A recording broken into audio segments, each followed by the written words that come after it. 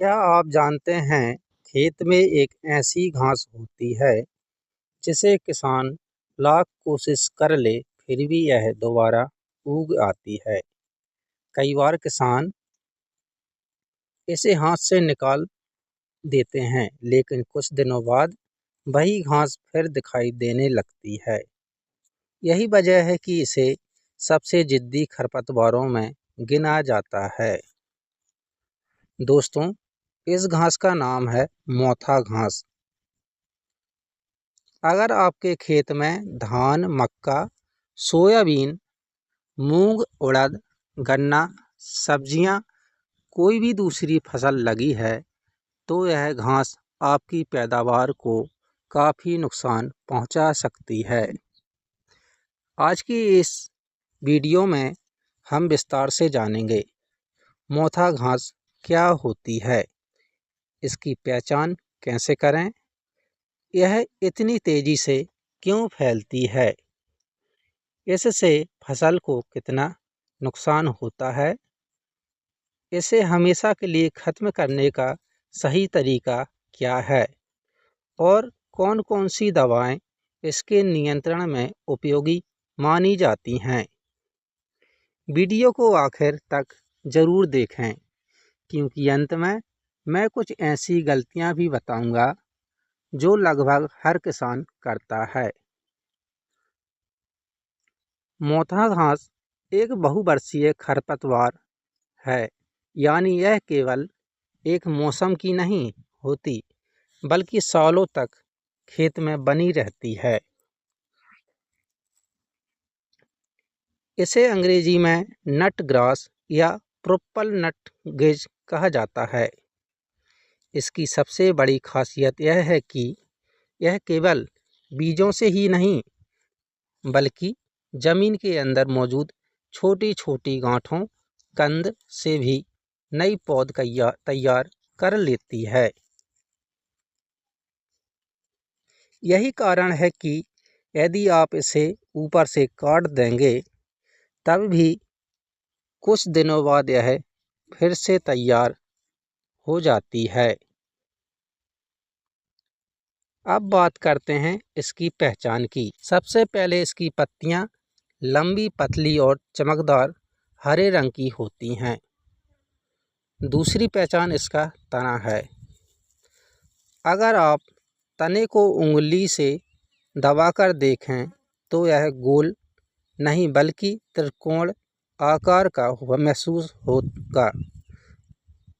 जब यह बड़ी हो जाती है तो इसके ऊपर हल्के बैंगनी या भूरे रंग के फूल निकलते हैं, लेकिन सबसे महत्वपूर्ण पहचान जमीन के नीचे होती है।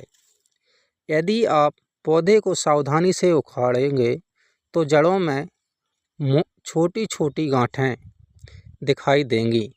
यही गांठें इसे बार बार उगाती हैं। मोथा घास इतनी तेज़ी से क्यों फैलती है? बहुत से किसान यह सोचते हैं कि उन्होंने घास निकाल दी, फिर भी दोबारा कैसे आ गई। असल कारण है यह कि ज़मीन के अंदर मौजूद कंद जीवित रह जाते हैं। एक पौधे से कई नई गांठें बन जाती हैं और गांठ से नया पौधा निकल सकता है। यही वजह है कि कुछ ही महीनों में पूरा खेत मोथा घास से भर सकता है। फसल को होने वाला नुकसान। मोथा घास फसल से पानी छीन लेती है, खाद को पोषण तत्व खुद ले लेती है, धूप का उपयोग भी फसल से पहले कर लेती है, छोटे पौधों को बढ़वार रोक देती है। मोथा घास का नियंत्रण कैसे करें? अब सबसे ज़रूरी बात है इसका नियंत्रण कैसे करें। तो मित्रों, इसका पहला तरीका, यदि घास बहुत कम है तो इसे जड़ सहित निकालें। ध्यान रखें कि केवल पत्तियां नहीं बल्कि नीचे की गांठें भी बाहर निकलनी चाहिए। दूसरा तरीका, समय समय पर खेत की निराई गुड़ाई करते रहें। इससे नई घास बनने की संभावना कम होती है। तीसरा तरीका खरपतवारनाशी दवा। मोथा घास के नियंत्रण के लिए कुछ परिस्थितियों में ग्लाइफोसेट 41% SL का उपयोग खाली खेत, मेड़ या ऐसी जगह किया जाता है जहां फसल मौजूद ना हो। महत्वपूर्ण सावधानी। खड़ी फसल पर ग्लाइफोसेट का छिड़काव न करें क्योंकि यह फसल को भी नुकसान पहुंचा सकता है। दवा का चुनाव हमेशा फसल, खरपतवार की अवस्था और लेबल पर दिए गए निर्देशों के अनुसार करें। यदि संदेह हो तो स्थानीय कृषि विशेषज्ञ से सलाह लें। दवा छिड़कने का सही समय। जब मोथा घास 4 से 6 पत्तियों की अवस्था में हो तब नियंत्रण सबसे अच्छा माना जाता है। सुबह या शाम के समय स्प्रे करें। तेज हवा या बारिश की संभावना होने पर छिड़काव न करें। किसानों की आम गलतियां। सबसे बड़ी गलती है कि किसान केवल ऊपर से घास काट देते हैं। दूसरी गलती, बहुत देर से नियंत्रण करना। तीसरी गलती, गलत दवा या गलत मात्रा का उपयोग। इन गलतियों से बचेंगे तो मोथा घास का नियंत्रण